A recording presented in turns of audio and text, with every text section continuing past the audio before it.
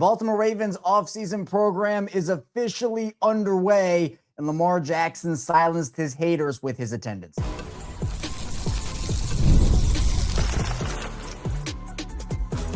You are Locked On Ravens, your daily Baltimore Ravens podcast. Part of the Locked On Podcast Network, your team every day. You are Locked On Ravens. Welcome into the show. I'm your host, Kevin Oestreicher of Ravens Wire, here with you on the Locked On Podcast Network, your team every day. And now the number one sports podcast network. On today's show, Lamar Jackson set a tone for the Ravens, an early tone with his attendance on the first day of the Ravens offseason program. We'll talk about that really in both parts of the show. We'll also dive a little bit more into the new punter signings that has now been made official by the Ravens. But the topic of conversation here, it is the first day of the Ravens offseason program. And obviously Lamar Jackson showing up and being present for that. It's something, if you watched or listened this morning, I said I had confidence in Lamar and a lot of these other guys that they were going to be in the building. And that was the case around 8:30 a.m. this morning. There was the video the Ravens posted of Lamar going to the building, entering the building, and it's great. You know, it's a new era. We know how important this is, not just for Lamar, but for a lot of these guys to be there, learning the new system, getting acclimated with the new coaches, some of the new faces as well. The Ravens, again, get a 2-week head start on their offseason program because of the fact that they have a new head coach. All, teams do have a new head coach. And it's awesome to see that all these guys are taking advantage of it. And again, videos are still coming out, and I'm trying to do some research about, all right, who's in this video, who's in that video, and kind of smushing it all together. And all right, let's take essentially a roll call of who's been there. But again, there were so many questions about Lamar and, he does this and he skips out on that and he hasn't been there. It's all this stuff about Lamar. And then, okay, boom, here he is. I mean, I don't really know why a lot of people were jumping to the conclusion that he wasn't going to be there before this stuff happened. I mean, if he hadn't showed up, then great. But again, this is essentially like this should not be as big of a story as it is. And quite frankly, for other quarterbacks, it's not. And I think that, that's unfair for Lamar in a lot of ways. I get he hasn't shown up to every single voluntary workout ever. I understand that. But again, these other guys don't get the same scrutiny that Lamar does in a lot of different ways. I'm not just talking about this in general. So you could see him working hard. And again, just by the way, what this offseason program is, because again, I think that there's clarification, right, on what they're actually doing, I guess, right, during the OTA situation or during the workout program situation of the offseason program. As we talked about this morning, phase 1, which started today, is 2 weeks limited meetings, strength and conditioning, and physical rehabilitation only. And then phase 2 is then 3 weeks of on-field workouts that may include individual or group instruction and drills, as well as perfect play drills and plays with offensive players lining up across from offensive players and defensive players lining up across from defensive players, conducted at a walkthrough pace, no live contact or team offense versus team defense drills are permitted. And then after that, then comes the OTAs and the mandatory minicamp, et cetera. So we're just in the offseason workout program right now for the Ravens. And so it's essentially getting their bodies right or continuing, I guess, because they've been doing their own stuff, right? So continuing to get their bodies right. But the meeting aspect of this, I would probably say, is the most important part of this, right? Where you're in the meeting rooms with these guys. If you're the coaches, you're able to get everybody on the same page as much as possible. And, there is why we talked about this morning. Why does the NFL give the Ravens and other teams who have new head coaches a 2-week head start? Well, because they're behind the 8 ball, because there's a whole new system to learn, right? It's not like they're just changing one coordinator or something along those lines. This is a full system shift. And so I think that's why it is so important for all these guys to be in the building. But again, people were just putting it all on Lamar and say, oh, well, if Lamar's not there, well, they weren't really focusing on other veterans and, the other quarterbacks and all this type of stuff. So look, Lamar silenced the haters. I mean, I'm sure that a lot of national media people were hoping that Lamar did not show up today to the workout program because they wanted to have that content to talk about. And they were kind of waiting for the opportunity to jump out of the woodwork and say, oh, hey, I told you, this is what's happening. But no, that's not what Lamar, and I do believe, if I'm not mistaken, that every year there's been a coordinator change or like a shift like that, Lamar has been there. If I'm not mistaken, I do believe that's true.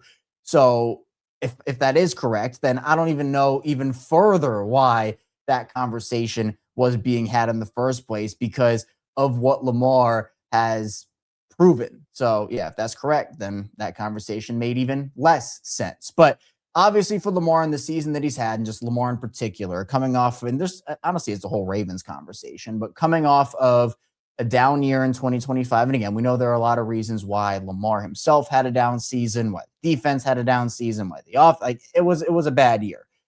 I think this sense of urgency comes not just with the fact that there's a new system, but with the fact that these guys want to win. They are serious. And I saw some stuff about, like John Harbaugh wouldn't have had this attendance. I mean, again, we're kind of living in the past with that, in my opinion. I think, to me, people are excited for Jesse Minter, and that's something that, like Jesse Minter talked about this, right? He wanted to create, and the coaches wanted to create, an environment where the players felt like they would be missing out on something if they were not there, where it's not just like, very general meetings, you already know all this stuff, here's this. No, he wanted to create an environment for the players to be like, hey, I need to be here. I want to be here, right? Because, again, for this whole changeover from John Harbaugh to Jesse Minter, the old way of doing things versus the new way of doing things, there's going to be a lot more than just the on-field stuff that's going to change here. We've talked a lot about it in terms of like some of the regimens that go on. What's the messaging going to be? Is that going to be different? What about the practice times? Are they going to, even specific things like resting guys in the preseason versus not? How are certain things operated with? All that stuff is going to be different. So it's not just about the on-field, hey, let's get this stuff down on the football field. Obviously, that's very important. But it's about, for these players, getting a head start, of getting a new routine down, right? Because the way John Harbaugh does things is not the way Jesse Minter is going to do things in every single aspect. And that, again, it's like from the top all the way down, from big things to very little things. And sometimes little things can be big things and things you have to adjust to. So I'm really glad a lot of these guys are taking advantage of that. And I'm happy that Lamar walked in that building and with that setting a tone, didn't even have to say anything. Him just walking in that building, that video itself, that was what everybody wanted to see. At least that's what everybody in Baltimore wanted to see. But essentially, to the haters who have been, essentially just going after Lamar for these past couple of weeks, and after what Declan Doyle said, which, again, what Declan Doyle said was not a shot at Lamar, right? That's what everybody was saying. Oh, Declan Doyle caught at Lamar. That's not what happened, right? The coaches acknowledged multiple times it was voluntary, right? Lamar Jackson and these guys are there because they want to be there. And again, so it seems like Jesse Minter's plan is hopefully going according to plan. And we'll see over the course, who comes in, who goes out. There's probably some fluidity within all this. But at the end of the day, Lamar Jackson is there, and that's a very good thing. So going up to the second part of the show, we'll continue talking about this, as well as the new punter the Ravens have now officially signed. It wasn't official this morning when we talked about it, but it's official now. So stay tuned. What's coming up on the show? First, the show is brought to you by Indeed. Workplace chaos, deadlines stacking up, inbox overflowing, and the one position you have to fill still sitting open. When the pressure's on and you need the right hire, this is a job for sponsored jobs. Indeed Sponsored Jobs helps the people who actually fit what you're looking for: skills, experience, location. So you're not just hoping the right candidate stumbles across your post. And here's a stat that says it all. In the minute I've been talking to you, companies like yours made 27 hires on Indeed, according to Indeed data worldwide. So if you're hiring, spend less time searching and more time interviewing candidates who check all your boxes with Indeed Sponsored Jobs. Spend less time searching and more time actually interviewing candidates who check all your boxes. Less stress, less time, more results. When you need the right person to cut through the chaos, this is a job for Indeed Sponsored Jobs. And listeners of the show get a $75 sponsor job credit to help get your job the premium status it deserves at Indeed.com/podcast. Just go to Indeed.com/podcast right now and support our show by saying you heard about Indeed on this podcast. Indeed.com/podcast.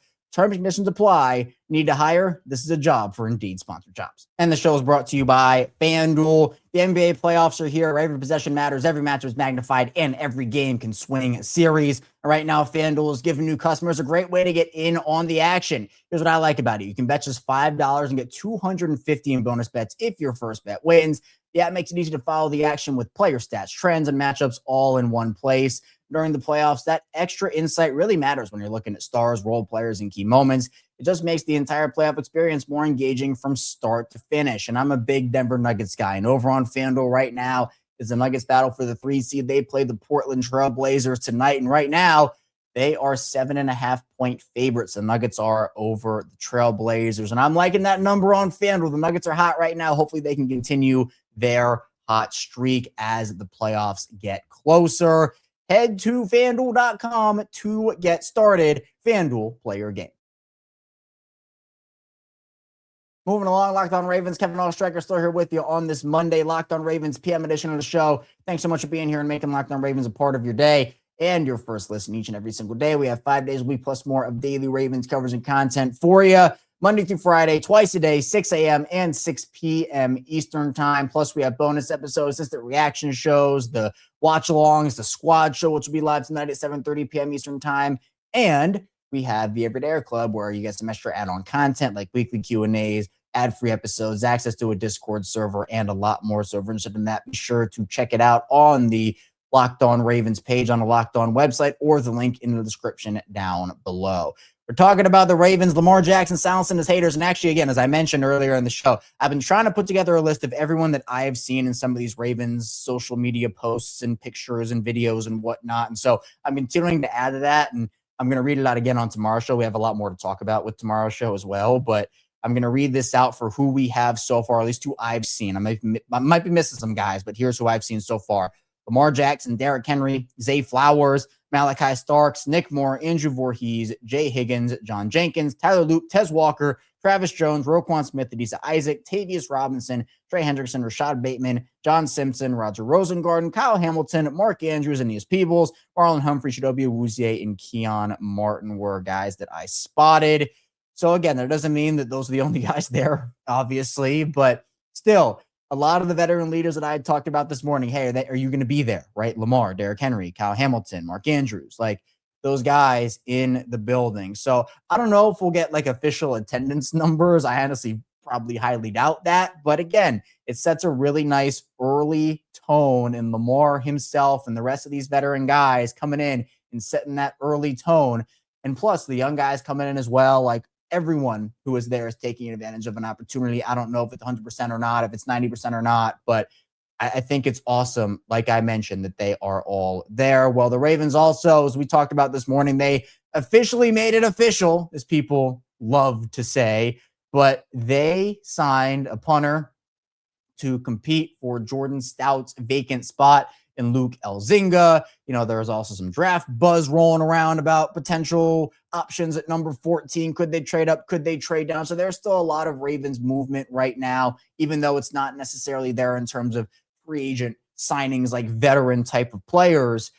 There's going to be a huge opportunity for this team to continue to improve, obviously with the draft being their biggest avenue. But as we've seen, Eric DeCosta has in years done magic with signing the perfect veteran players. I think everybody looks towards that 2023 season when it was Jadeveon Clowney, Ronald Darby, Kyle Van Noy, et cetera, like all these guys coming in after the draft. And I feel like that's what we're about to see, as we have talked about over the course of the last couple of weeks for this Ravens team. But we also know that as this team stands right now, it is not complete. And I don't think they're there right now. But the good news is you have other opportunities to add, like we've talked about. So with Baltimore, as they continue to get to know the new faces, both on the coaching staff and with the players. Again, it's a big adjustment losing the amount of talent that you did this past offseason, right? Obviously, you can go through the list of names: Linderbaum, Likely, Ricard, Stout, Kohler. Like, you know, you can go through that list,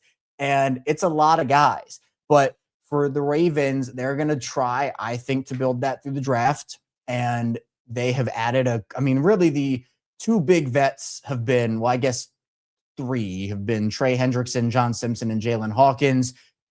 Outside of that, though, you haven't really made a ton of notable additions. And I think that they do need some more veteran talent. I just do not think it's going to come in the next couple of weeks. There could be one more name that signs, but I really think that Baltimore is going to try to just see what they have in the building through these workouts and early periods so far, and then just figure out, okay, hey, we're really good at this spot. We're just going to try to do our best to fill that out with maybe a later round draft pick or a vet, or hey, we need some guys. And look, I know that offensive line is the big need here. Everyone's talking about it. Like, it should be your first round pick unless a generational talent falls to you at 14. You can trade up for a guy. There are a lot of possibilities for this Ravens team. I think that, again, a lot of people are married to O-line at 14, and that would be my pick as well. But I don't think that's how the Ravens are looking at this class, if we're being honest with you, right? And I don't know how they feel about certain guys or even just the class in general. You know, it's not really regarded as like a super deep class in terms of like it's top heavy with a couple of really good players, but it's not really considered all that top heavy, where it's not like you have 15, oh, this guy would go number 5 in it. No, it's not that type of draft. I think next year, a lot of people are looking towards that draft. So the Ravens still have work to do. And obviously that includes getting everything situated on the field and meetings and all that and workouts here in this phase 1, but also off the field, continuing to bring in that talent. So we're in April right now, right? The team as it stands now, you obviously have your base of guys, your core. You've made your big addition in Trey Hendrickson. I hope that they would make another one, but I'm not sure. Obviously, that would have been Crosby, but we know how that ended. So at this point, like, you're going to have to hit the nail on the head at 14. And then also, I think day 2 is going to be super important, especially if you don't get that alignment on day 1. 45 has to be an offensive lineman. So there are so many different possibilities. I would expect them to bring in another punter, right, to compete with Luke Elzinga in this punter competition, right? You get the lefty aspect with Luke Elzinga. I think that's very unique. You know, we talked about him. We did a whole scouting report breakdown on the show this morning. But, you know, maybe with their last pick, they do take a punter. I'm sure they might take a special teams linebacker. Corner is a position I'm looking at for them, maybe earlier than people expect. I'd expect multiple offensive linemen taken in this draft, like everything, edge rusher, wide receiver. You know, you could talk about D linemen as well. They love taking D linemen and drafting those guys. So many different pathways, and I'm excited to see how it all unfolds for this team. That's all I have for you here today on Locked On Ravens. Thank you so much for tuning into the show. On the web, sure to like and subscribe button in video form and follow along and subscribe in audio form 4 or 5 days a week, plus more of daily Ravens content and coverage. Coming up tomorrow, a lot more on the Lamar Jackson situation, as well as the Ravens and a lot more. But we also have the squad show coming up tonight at 7:30 p.m. Eastern time. So be sure to stay tuned for all we have coming your way. Let's see you right back here soon on Locked On Ravens.